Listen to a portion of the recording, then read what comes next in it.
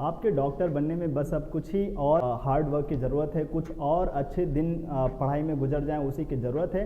तो आप अपने एग्ज़ाम से पहले वो कौन से मिस्टेक्स हैं जिसको आप अगर अवॉइड करें तो आपकी जो प्रिपरेशन में है थोड़े से और 4 चांद लग जाएंगे, अच्छे स्कोर्स आएंगे। तो वो 5 अच्छे इंपॉर्टेंट मिस्टेक्स जो अक्सर बच्चों से हो जाते हैं, अगर आप उसको अवॉइड करने की कोशिश करेंगे फ़ायदे होंगे। फर्स्ट नंबर पॉइंट जो है, एक्स्ट्रा बुक आप अभी बिल्कुल भी कुछ भी नहीं करिए। आप फालतू के कंटेंट करने से छोड़ दीजिए। किसी एलएन, आकाश, रेजोनेंस, कोटा, बायजूस ये सब छोड़ दीजिए। आप फोकस करिए अपने पीवाईक्यूज के क्वेश्चंस पे। जैसा कि अक्सर नेट के एग्जाम्स में होता रहा है कि पीवाईक्यूज बेस्ड क्वेश्चंस के उसी के टाइप के क्वेश्चंस बहुत ज़्यादा मिलते हैं। और एनसीईआरटी लाइन, एनसीईआरटी के बुक को छोड़ करके और पीवाईक्यूज को छोड़ करके लास्ट के कुछ दिनों में एक्स्ट्रा कंटेंट करने से बचिए। आप कहीं टेस्ट पेपर देते हैं तो टेस्ट में ना आए हुए क्वेश्चंस अगर आपके सिलेबस से मैच करते हैं, उसी कंटेंट के हिसाब से हैं, तो उनको डाउट्स जरूर पूछ लें। बस एनसीईआरटी के बेस्ड जितने भी चीज़ें हैं उस पर ज़्यादा से ज़्यादा फोकस करिए। इतना ध्यान रख लीजिए, जो इंडिया में ऑल ओवर इंडिया टॉपर भी होता है ना, उसको भी कहीं ना कहीं ये मलाल रह जाता है कि उसका ये क्वेश्चन इसलिए गलत हुआ क्योंकि उसने एनसीईआरटी अच्छे से रीडिंग नहीं किया। और ये एनसीईआरटी जो चैप्टर्स आपको आते हैं उनको तो फटाफट रीडिंग करते रहिए। जो डेटा बेस्ड क्वेश्चन हैं उनको भी आप ज़्यादा से ज़्यादा ध्यान देकर रखिए। पीवाईक्यूज और एनसीईआरटी केमिस्ट्री को अगर लास्ट के दिनों में अगर आपने ये चीज़ों को अगर आपने थोड़ा सा इग्नोर किया तो प्रॉब्लम हो सकती है। एक्स्ट्रा बुक बिल्कुल भी जहाँ पर है उसे वहीं छोड़ दें। हमेशा टच करें अपने एनसीईआरटी को। फिजिक्स, केमिस्ट्री और बायोलॉजी में सबके लिए बता रहा, बहुत सारे फिजिक्स के क्वेश्चंस भी एनसीईआरटी में पढ़े हैं और एज इट इज़ अपने एग्जाम में आ जाते हैं। अगर एनसीईआरटी बेस्ड कोई बुक है तो वहाँ से क्वेश्चंस भले कर सकते हैं, लेकिन एनसीईआरटी रीडिंग, केमिस्ट्री और बायोलॉजी में तो बहुत ज़रूरी है। और पीवाईक्यूज छोड़िए, नहीं उठाइए। पीवाईक्यूज और चैप्टर वाइज पीवाईक्यूज अच्छे से करिए। और खास करके ये पहला मिस्टेक आप बिल्कुल अच्छे से ध्यान रखिए। बचे हैं केवल कितने दिन? 10 दिन और बचे हैं। अगर आपने ध्यान लगाया और ये सब मिस्टेक से बच के रहे तो आपका काम बन जाएगा। दूसरा इंपॉर्टेंट है ऑब्सेसिव कंपल्सिव डिसऑर्डर। ये क्या होता है? एग्जाम के दिनों में बॉडी पता नहीं क्या हो जाती है कि एक ही थॉट्स को बार बार सोचने लगता है, रिजल्ट के बारे में ज़्यादा ओरिएंटेड हो जाता है और काफ़ी ज़्यादा टाइम, क्योंकि ये टाइम टेकिंग प्रोसेस होता है और फटाफट इसी में चला जाता है टाइम।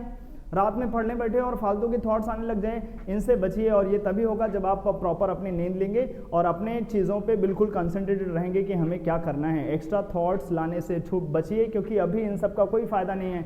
आपने हज़ारों घंटे पढ़ाई कर ली है इतने अच्छे से, और इसी के लिए कि अभी तो आपका एग्ज़ाम आएगा और उसमें आप मेहनत से बिल्कुल जान लगा करके एग्ज़ाम देंगे और 3 घंटे में अपने हज़ारों घंटों का हिसाब किताब दे आएंगे और डॉक्टर बन के दिखा देंगे। तो इन थॉट्स से आने से बचेंगे। ये चीज़ें अगर आप पहले से रखते हैं ना, तो जैसे ही थॉट्स आएंगे तुरंत ही आप अपने आप को इग्नोर करेंगे। नहीं नहीं, ये फालतू की चीज़ें, इसे सोचना नहीं है, जस्ट पढ़ाई करना शुरू कर दो। ठीक है।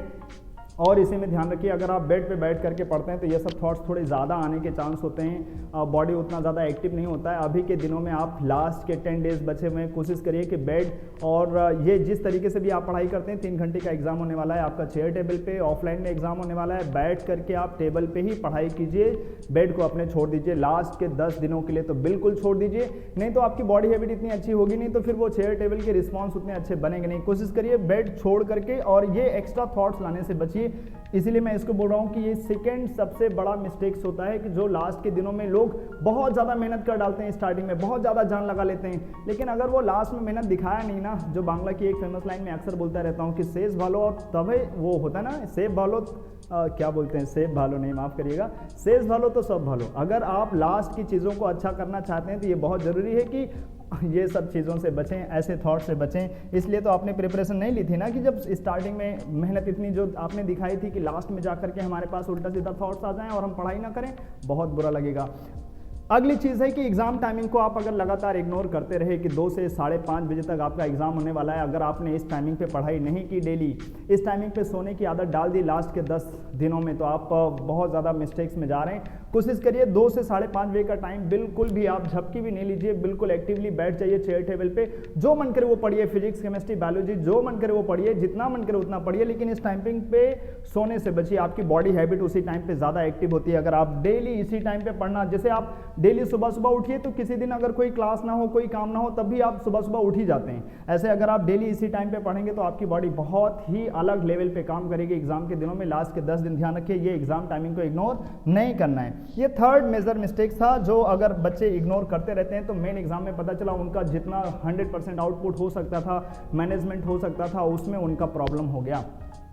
नेक्स्ट है, अगर आपने डेटाबेस चैप्टर्स को लास्ट में इग्नोर किया, आपने ये सोचा कि हमने तो पहले पढ़ रखा है तो वो चीज़ें हमें याद ही रहेंगी, बहुत बुरी बात है। डेटाबेस क्वेश्चंस हमेशा 4 ऑप्शन जब होते हैं ना, तो याद होता हुआ डेटा भी हमें करता है कंफ्यूज। इसलिए बहुत जरूरी है कि आप डेटाबेस चैप्टर, जैसे केमिस्ट्री के लिए मैं बता रहा, surface chemistry, environmental chemistry in everyday life, ये जो चैप्टर्स हैं, और ब्लॉक केमिस्ट्री की लाइंस, एनसीईआरटी छोड़ करके कुछ नहीं। इनऑर्गेनिक के लिए तो मैंने कितनी बार बोला है, आप किसी कंटेंट को नहीं करिए, कुछ भी नहीं करिए, आप बस अपने एनसीईआरटी के अच्छे से रीडिंग कर लीजिए, कई बार रीडिंग कर लीजिए। आपके ये जो डेटाबेस चैप्टर्स हैं, और ये बहुत इंपॉर्टेंट जो लास्ट में मैंने बोला है, ऑर्गेनिक केमिस्ट्री आप अभी नहीं भी पढ़ेंगे तो चलेगा, क्योंकि अगर आपको ऑर्गेनिक आता है तो आप एग्जाम में फोड़ने वाले हैं, ये बिल्कुल पक्का है, क्योंकि अभी आप भूल ही नहीं सकते ऑर्गेनिक केमिस्ट्री को। अब भूलना क्या होगा, उसमें जो एनसीईआरटी में थोड़े थोड़े थ्योरीज वाले पॉइंट दिए गए होते हैं, इसका मेल्टिंग पॉइंट, इसका बॉइलिंग पॉइंट, जो ऑर्गेनिक केमिस्ट्री की थ्योरीज हैं, अगर आप 1-2 दिन में टाइम निकाल करके अच्छे से 3-4 घंटे में ये रीडिंग कर सकते हैं तो इसको छोड़िए नहीं। बिल्कुल जरूरी है कि आप डेटाबेस क्वेश्चंस पे फोकस करके रखें, क्योंकि आपका टारगेट समझ रहे ना, केमिस्ट्री में 180 अचीव करना है, तो उसके लिए ये चैप्टर्स को बिल्कुल फोकस में रखिए, ये आपकी बड़ी मदद करने वाले हैं।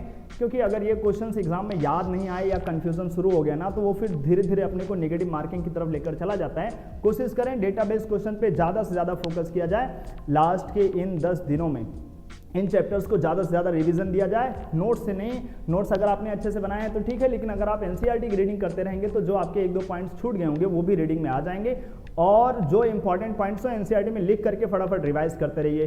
कहीं डालिए अपने पास, कहीं छोटे छोटे से पॉइंट्स पे लिख दीजिए, वॉल पे लिख दीजिए, इधर उधर लिख दीजिए, लेकिन 10 दिन बिल्कुल डूब जाइए डेटाबेस चैप्टर्स में।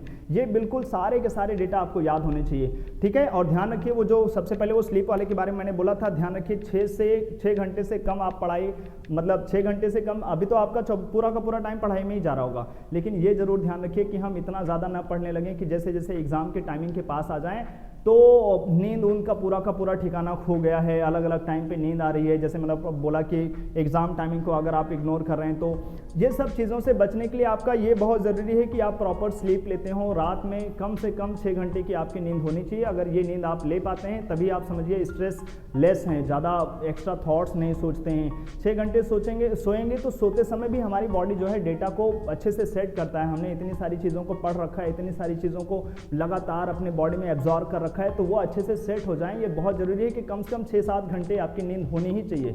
बचे हुए 24 घंटे यार, 24 घंटे में से अगर आपने 8 घंटे निकाल दिए तो 16 घंटे बचे। 16 घंटे भी अगर आपने सीरियसली पढ़ाई कर ली और 6 घंटे अच्छे से सोने को दे दिया, तब भी आपका काम अच्छे से बन जाएगा। 2-3 घंटे सोने से बचिए, मोबाइल चलाने से बचिए। मोबाइल हमारा कंसंट्रेशन मतलब हमारा सरदर्द तो एक तरीके से मोबाइल भी कर देता है, इससे भी दूर रहिए। एक्स्ट्रा गूगल करने से बचेंगे। एनसीईआरटी का कंटेंट ज़्यादा से ज़्यादा करने की ध्यान देंगे। नेक्स्ट चीज़ है एक्स्ट्रा टॉक। अक्सर ऐसा होता है एग्जाम टाइमिंग आते आते जो अच्छे बच्चे होते हैं वो भी अपने फ्रेंड सर्कल में बातें करने लगते हैं, ये प्रॉब्लम वो प्रॉब्लम ये प्रॉब्लम। बच करिए इन सब चीज़ों से, ज़्यादा से ज़्यादा आप बातें करते हैं तो बहुत दिक्कत हो जाती है। आप याद करिए बचपन के दिनों में या 9th-10th में जब आप स्कूल का एग्जाम देने जाते थे तो एग्जाम की जिस दिन आप प्रिपरेशन लेते थे, एग्जाम के एक दिन पहले, जैसा कि आप हमेशा करते चले आए हैं, उस दिन आप किसी से बात नहीं करते, बिल्कुल शांत रहते हैं, बिल्कुल शांत, किसी से बोलना नहीं, क्योंकि उस दिन हम आपके दिमाग में चलता रहता है कि अभी जो मैंने पढ़ा है वो कहीं भूल ना जाएं। इसी तरीके से आप ध्यान रखिए कि अगर आप एग्जाम के लिए जा रहे हैं, लास्ट के 10 दिनों में जितना कम से कम बोलेंगे, बॉडी उतनी ज़्यादा काम रहेगी, उतना शांत रहेगा, उतना ज़्यादा डेटा आपकी बॉडी में जो एब्जॉर्ब है, इतना सारा चीज़ें जो आप पढ़ रहे हैं उसको बार बार मन में रिवाइज कर सकते हैं। वो चलता रहता है, अगर आपने कोई चीज़ें मन में पढ़ ली ना तो माइंड निकाल के वही फिर से देता है, फिर से आप रिविजन कर सकते हैं। जितना कम से कम बात करेंगे, और अगर कोई डाउट्स होता है तो आप बात कर सकते हैं किसी अच्छे फ्रेंड से, थोड़ी देर बात कर सकते हैं, लेकिन ये ध्यान रखिए कि हम एक्स्ट्रा फालतू की बातों से बचेंगे। जितना ज़्यादा बातें करेंगे इनका कोई एंड होता नहीं। आप रात भर बात कर लीजिए, 2 दिन बात कर लीजिए, इससे कुछ भी रिजल्ट नहीं आने वाला। बस कोशिश करिए कि जितनी कम से कम बातें कर सके। अपने आप को मोटिवेटेड बना के रखिए। जो मैंने बोला PYQs के पॉइंट्स और एनसीईआरटी, इनको इग्नोर नहीं करिए। लास्ट के दिनों में ये आपकी काफ़ी ज़्यादा हेल्प करने वाले हैं। आपके पेपर काफ़ी ज़्यादा इसी के जैसा दिखने वाले पेपर्स होते हैं। फिजिक्स के लिए भी PYQs अच्छे से अच्छे, खूब अच्छे से ध्यान दे करके रखिए। बायोलॉजी के लिए भी, केमिस्ट्री के लिए भी, मैंने बोला डेटाबेस क्वेश्चन जो एनसीईआरटी में केमिस्ट्री के ऊपर हैं उनको खूब अच्छे से, चैप्टर्स को खूब रीडिंग देते रहिए, और जो आपके स्ट्रॉन्ग जोन है उस पर बने रहिए। लास्ट के दिनों में ये आपकी मेहनत आपको रंग लेकर आएगी और सिलेक्शन दिला के जाएगी। बस इन अवॉइड्स को करने से, मतलब ये सब गलतियां करने से बचेंगे और अपने आप को एनर्जेटिक बना के रखेंगे। और वो हमेशा की तरीके से वो फेमस लाइन क्या बोला जाता है, मंजिल मिले ना, क्या बोलते हैं, मंजिल मिले ना मिले ये अलग बात है, और हम कोशिश भी ना करें ये गलत बात है। तो लास्ट के दिनों में आप अपनी कोशिश को कम नहीं करिए, अपने कोशिश को बढ़ा के रखिए। बस फालतू की चीज़ों से बच के रहिएगा, एक्स्ट्रा कंटेंट करने से बच के रहिएगा, क्योंकि ये सब आपकी हेल्प करने वाले अब नहीं हैं। ज़्यादा से ज़्यादा चीज़ों पे जो इंपॉर्टेंट चीज़ें हैं, जो हमारे स्कोर को और बूस्ट करने वाली चीज़ें हैं, उस पर ज़्यादा से ज़्यादा ध्यान दिया जाए। चलिए फिर इस वीडियो में इतना रखते हैं। वीडियो कैसा लगा आप कमेंट करके बता सकते हैं। अगले वीडियो में फिर से मिलते हैं, तब तक के लिए बाय बाय।